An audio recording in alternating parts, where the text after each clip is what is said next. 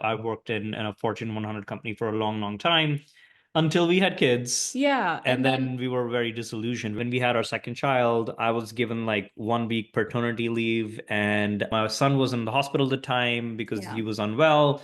And I was like, wait, we put in all these years and I can't even spend time with my family. And that was it. Everyone, Hello, hello. we're going to cover our strategy that we took to get from $25,000 to build a $10 million portfolio in a few years. And that's something that has worked for hundreds of people that we've worked with. And this is going to benefit you no matter, where you're at, whether you're starting your real estate journey or, you have a few rentals. And I feel like with everything that's going on in the world, I think time has become a really important commodity. So this is going to help you realize whether this session is going to be worth your time. So let's get into what best describes you. So there are 3 sets of investors. This is a subset method that we've developed because we found when we first started, we found that almost everything that we hear and see, everything that people talk about is all for the first kind of investor. That investor has no money and they have a lot of time. They're going to want to save like $10 here, $5 there, do everything themselves not because they like doing it, because they just don't have any money to be able to do it. And so that's the first subset of investors, right? And then the third one is the other extreme. This is an investor that's already made their millions. They have no time. They have no desire to learn about investing. They're just looking for a place to park their money. That's the other extreme. And then there's a subset of investors that's in the middle. That's what this is right for, which is you have a little bit of time to dedicate to learn about the strategy, figure out whether it's right for you or not, and take action. And you have a little bit of money. You realize it takes a little bit of seed money. You can build a multi-million-dollar portfolio, but it takes a little bit of money. When I say a little bit, I mean 25, 30K, something like that. If you are in bucket 2, everything we tell you is going to resonate 100% with you. We used to both be in corporate a long time ago. I worked as a mechanical engineer for 17 years. I was in product and finance strategy. And so I worked in a Fortune 100 company for a long, long time until we had kids. Yeah. And then we were very disillusioned. We were like, wait, we worked all this time. We worked like 15 years. We went to college. We got both like have master's degree. He has 2 master's degrees. when we had our second child, I was given like 1 week paternity leave, and my son was in the hospital at the time because he was unwell. And I was like, wait, we put in all these years and I can't even spend time with my family. And that was it. And then Palak had her own. I mean, as a mom, like after you give birth, you're just biologically programmed to want to be around your children. And we don't really have that opportunity to do that. And I just kind of felt like everybody has sold a lie to me for the longest time. I was like, I did everything right, and I still have to suffer through this. I went to college, bought that house in the suburbs, got married, had kids, and now I never see them. What's the point of any of this? And so every day I used to cry. Like I used to be like, this is BS. We need to change this. I don't like this. I want to do something about it. And so we said, we're going to do this. We're going to become a single income family. And we decided to start building a rental portfolio. That's what I was going to do with my time. And then over time, we started building this portfolio. And in the first 5 years, we were able to skyrocket our success. We built a $10 million portfolio. Now we have hundreds of rentals all over the country. We're way past 10 million. But like we built this portfolio, both of us were able to retire. And everybody started asking us, how did you do this so fast? And we were like, okay, well, we can show you how to do it. And that's how our coaching program was born. It was just born by organic word of mouth, people asking us how we did it.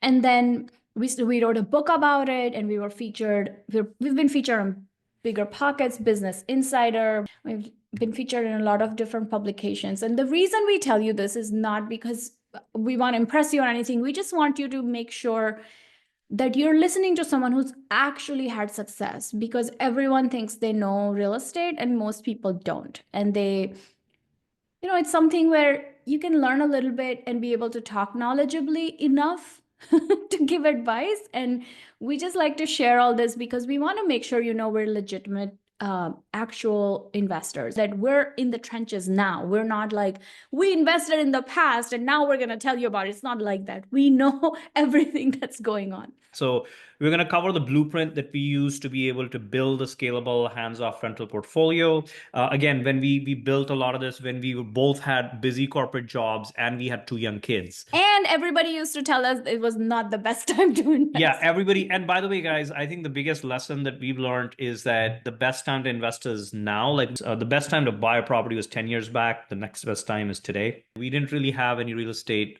back when we started. 401k was really our only source of retirement. And we, as Palak mentioned, we had the golden handcuffs, right? We were just comfortable enough, but our worst enemy is the comfort zone. That is the hardest part about investing, is that we're like, oh, you know what, my life is good enough, and that good enough keeps us from being great and from retiring early and from doing things that 90% of the people in the world are never going to do. And so when we first started investing, we were very clear, right? We want to be able to do big things. We want to spend time with our family, make an impact. So we worked backwards from where we wanted to be and then designed our life and designed our business that way, right? So these are the three end goals that we're trying to meet. We wanted to build generational wealth. We wanted to have passive income, and we wanted time and location freedom. And we wanted passive income not because we were lazy, we still worked really hard, but we wanted to do it in a way that allows us to quit our 9 to 5 so that we can truly do what we love doing, right? Which is real estate. We wanted time and location freedom. We wanted to be able to travel whenever you want. We wanted to spend summers in a different country if you wanted to. That's what we wanted. And because we had these three goals in mind, the way we built our business was very different from how most people do it. When we first started investing, it was like, okay, those are the three goals that we wanted to meet, right? Which is generational wealth, passive income, and time and location freedom. And we looked at tons of different businesses. I was like, oh, what if we do this? What if we do that? And then we landed on real estate because that was the simplest and the most sure shot way of building wealth over time, right? What we liked about long-term buy and hold, and we're very clear that we didn't want to flip houses, right? And we very early on, one of our mentors, when we first started, told us, you don't get rich in real estate by peddling real estate, right? You don't get rich in real estate by buying and selling real estate constantly. You get rich in real estate by owning real estate for a long period of time.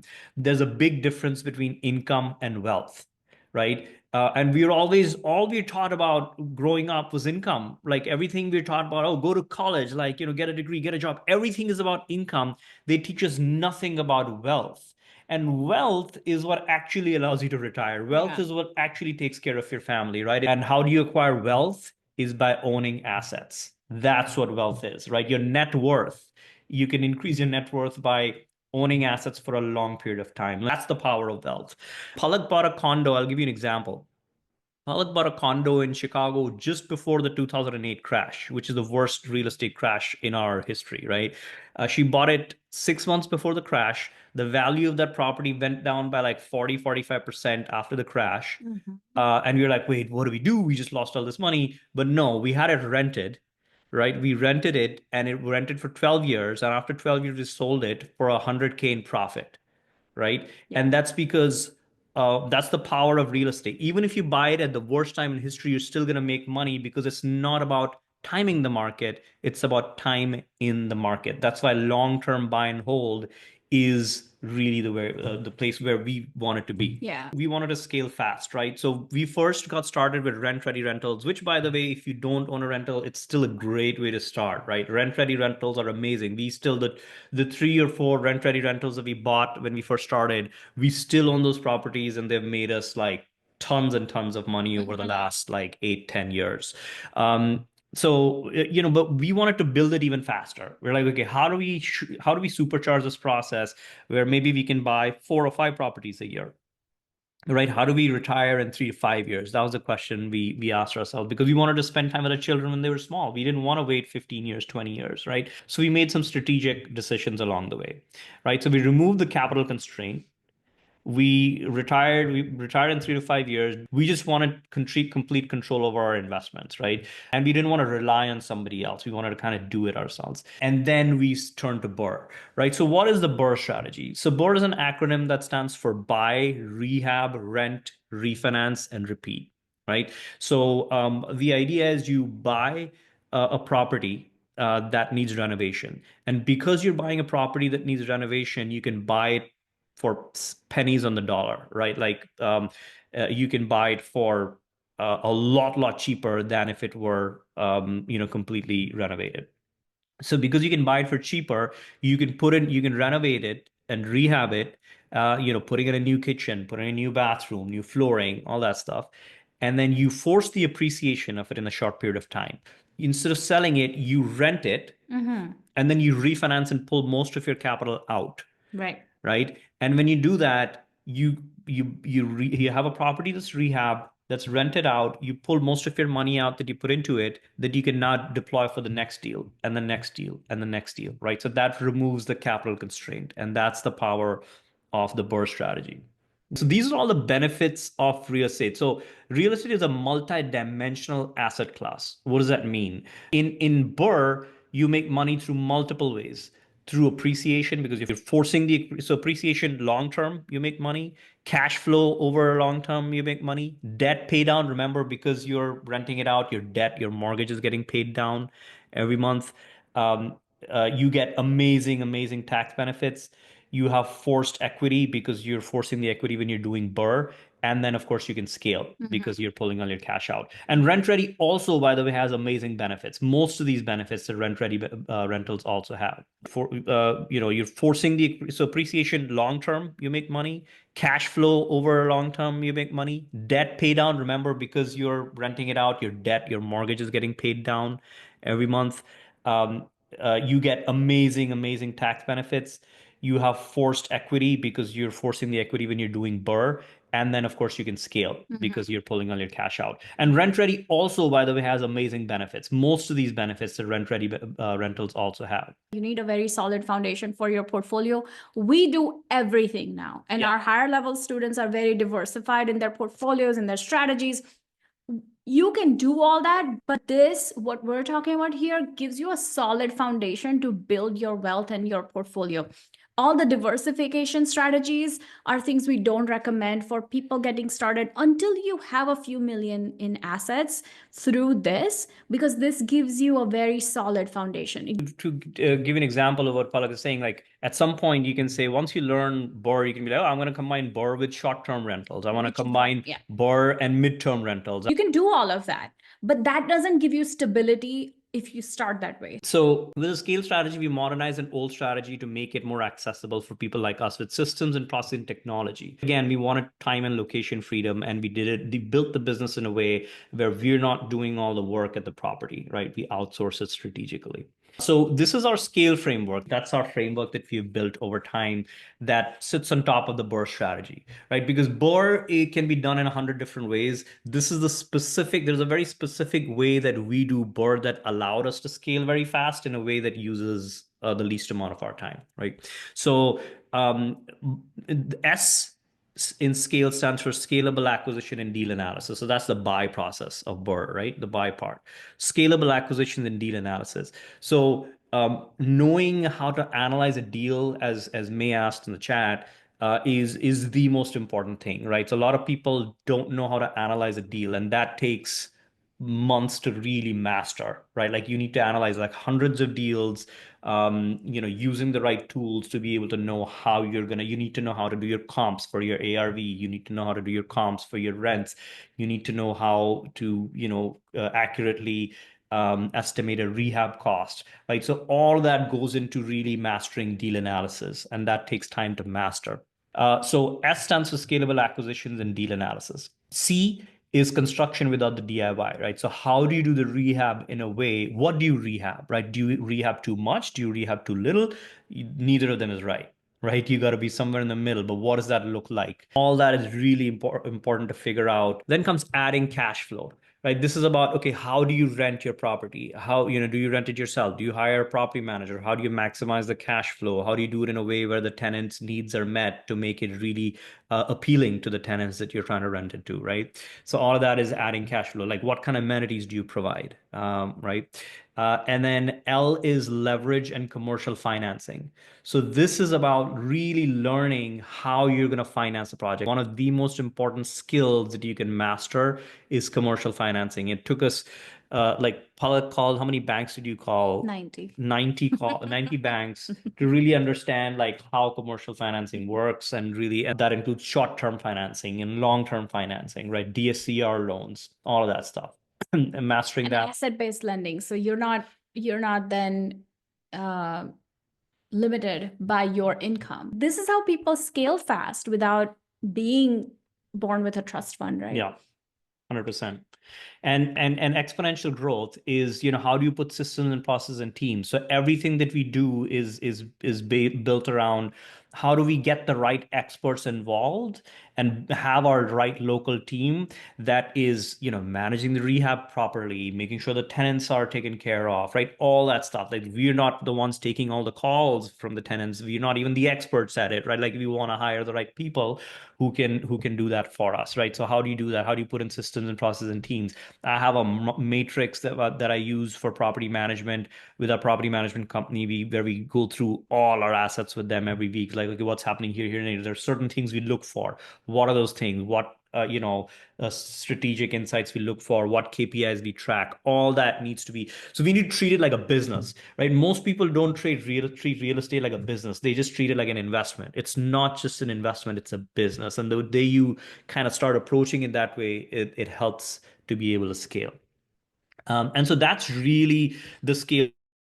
How do you do it from beginning to end in a way that helps you scale with the least amount of your own money and in the little bit of time that you have?